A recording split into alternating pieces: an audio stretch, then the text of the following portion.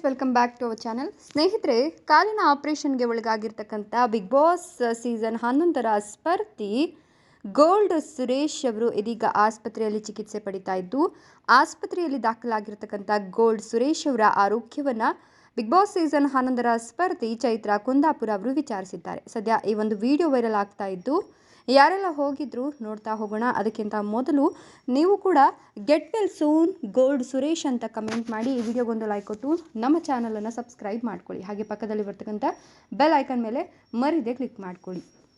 ಹೌದು, Big Boss Kannada season 11ರ ಸ್ಪರ್ಧಿ ಗೋಲ್ಡ್ ಸುರೇಶ್ ಅವರು ಇದೀಗ ಆಸ್ಪತ್ರೆಗೆ ಸೇರಿರೋದು ಎಲ್ಲರಿಗೂ ಗೊತ್ತಿರುವ ವಿಚಾರ.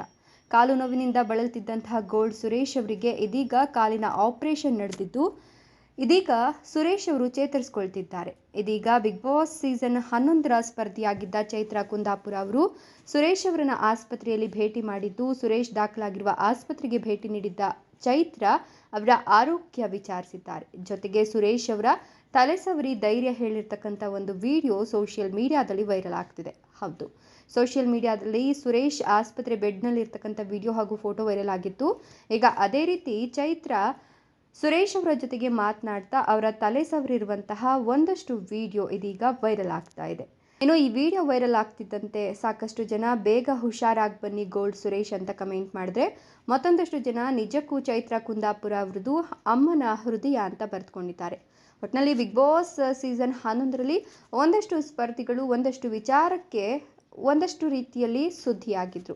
ಅದೇ ರೀತಿ ಗೋಲ್ಡ್ ಸುರೇಶ್ ಅವರನ್ನು ಕೂಡ ಅವರು ಮೈ ಮೇಲೆ ಹಾಕೊಂಡಿದ್ದಂತಹ ಗೋಲ್ಡ್ಸ್ ಇಂದಲೇ ಖ್ಯಾತಿಯನ್ನು ಪಡ್ಕೊಂಡಿದ್ರು. ಇನ್ನು ಚೈತ್ರಾ ಕುಂದಾಪುರ ಅವರು ವಿವಾದಗಳನ್ನು ಮೈ ಮೇಲೆ ಹೇಳ್ಕೊಳ್ಳೋದ್ರಲ್ಲಿ ಸಿಕ್ಕಾಪಟ್ಟೆ ಫೇಮಸ್ ಆಗ್ತಾ ಇದ್ರು. ಇದೀಗ ಅವರ ಇನ್ನೊಂದು ಗುಣ ಎಲ್ಲ ಕಡೆ ವೈರಲ್ ಆಗ್ತಾ ಇದ್ದು, ನಿಜಕ್ಕೂ ತಾಯಿ ಹೃದಯದ ಚೈತ್ರಾ ಕುಂದಾಪುರ ಅವರಿಗೆ ಒಳ್ಳೆಯದಾಗಲಿ ಅಂತ ಒಂದಷ್ಟು ಜನ ಶುಭ ಹಾರೈಸ್ತಿದ್ದಾರೆ. ಇನ್ನು ಗೋಲ್ಡ್ ಸುರೇಶ್ ಅವರು ಕೂಡ ಆದಷ್ಟು ಬೇಗ ಚೇತರಿಸ್ಕೊಳ್ಳಿ ಅನ್ನೋದು ಎಲ್ಲರ ಹೆಬ್ಬಯಕೆ.